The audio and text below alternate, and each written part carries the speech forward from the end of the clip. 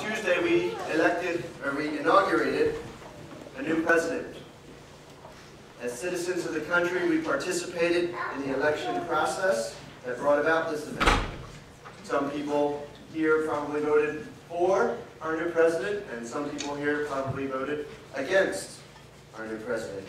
But as citizens, it's our constitutional right, it's our privilege, and it is our duty to vote and to participate in that process.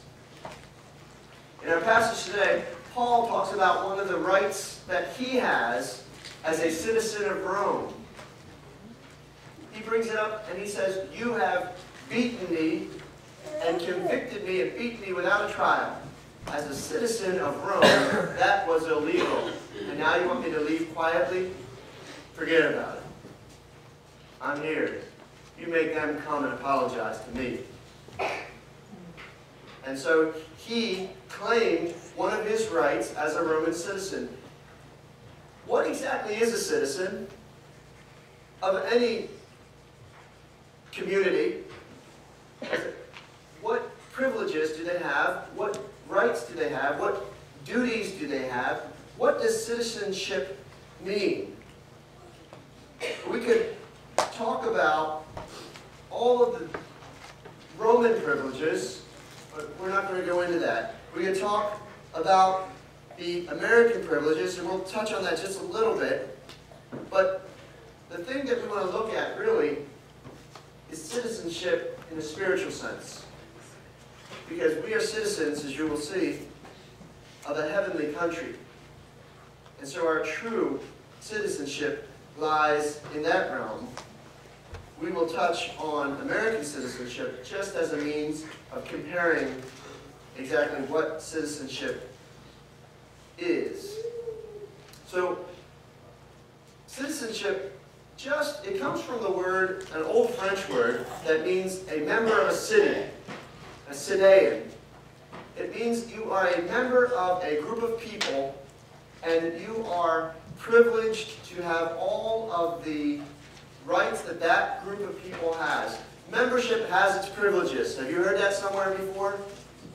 Anybody remember those old commercials? No? Yeah. There's not too many people. There's a couple people. Some gray heads are nodding.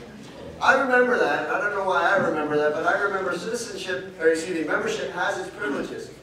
As a member of a community, or a member of a church, or a member of a nation, you have privileges. As Americans, as American citizens, what are some of those privileges? What are some of our rights? Tell me. You tell me. You know these. I don't need to tell you, right? Tell me. What are some of your rights? Freedom of speech. Freedom of speech, the First Amendment, right? Freedom of worship.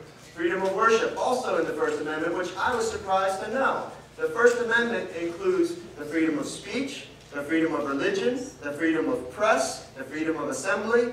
It includes all sorts of these rights. And I thought they each had their own amendment, but they all come under the First Amendment in the Bill of Rights. What are some of your other rights as a citizen of America? Bear arms. There's the second one. We finally moved to the second of the first 10. Which, by the way, gets its own. That's, number 2 is designated just for that. The first one has several, but number 2 gets its own. Anything else? Fair trial.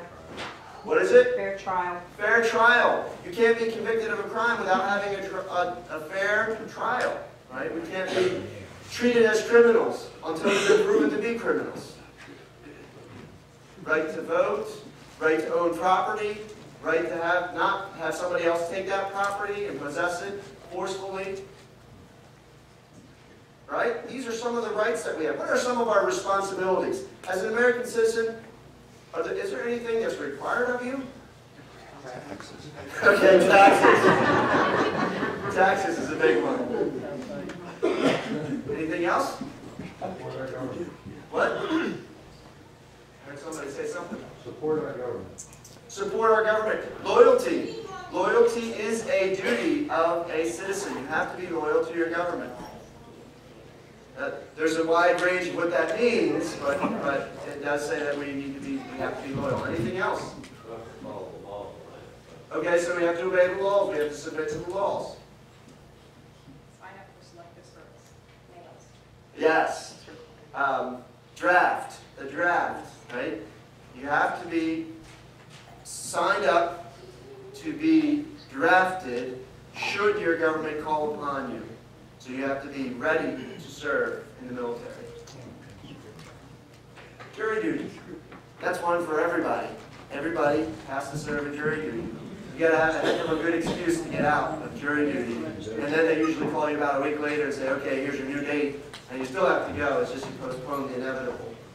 So these are some of the responsibilities. How does somebody become a citizen in America? Okay, if you are born on the American soil, you are a citizen. If your parents are citizens, it doesn't matter where you are born because, what's that? She was born in Spain, and she is an American citizen, and so her parents are citizens, both parents. Is it one? It only needs to be one parent, right? One parent has to be a citizen, and then you get to be a citizen. Any other way? Naturalization. Naturalization, what is that? That's being made a citizen by your choice. You work hard, you choose, you take a test, you take an oath, you become a citizen. You choose to become a citizen. That's how most of the people originally became citizens. They came across the ocean, they came into Ellis Island, the Statue of Liberty, they signed their name on some papers. In the years that follow, you're taking tests and that sort of thing. So today you've got to pass a test. I think you probably have to know what the American flag represents and know some of the, probably more than a lot of regular born citizens know. You probably have to know more to become a citizen. So these are some of the ways that you become an American citizen. But remember I said we are not citizens primarily of a nation here on earth. Our first loyalty, our first duty is to the heavenly nation. Listen to 1 Peter chapter 2, verse 9 and following. Peter writes, "You are a chosen people, a royal priesthood, a holy nation, a people belonging to God, that you may declare the praises of him who called you out of darkness into his wonderful light. Once you were not a people, but now you are the people of God. Once you had not received mercy, but now you have received mercy. Dear friends, I urge you, as aliens and strangers in the world, to abstain from sinful desires which war against your soul." Peter says we're aliens. We're illegal aliens, in a sense, in this world. We don't belong here. This is not our home. And we don't really want to stay here forever. We're here for a time. But Peter says, as aliens and strangers, don't live like the people in your nation do. Don't succumb to sinful desires which attack your soul, but overcome them. He says, act like the citizens of the nation to which you belong, which is a heavenly nation. You are a holy nation, Peter says. In Ephesians chapter 2, Paul agrees with him. He says, so then you are no longer strangers and aliens. Now he's saying you're no longer strangers and aliens, not to this world, but to the heavenly nation. He says you are no longer strangers and aliens to the heavenly nation, but you are fellow citizens with the saints.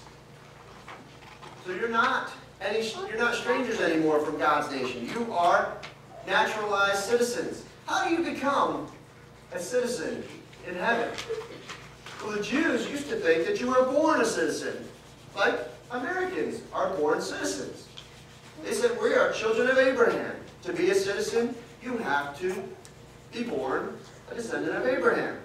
They also had a process of naturalization, which includes circumcision and following the laws, keeping the Sabbath, and eating certain foods, observing certain holidays. So these were the ways that you would become a naturalized citizen of in the Jewish mind, of God's kingdom.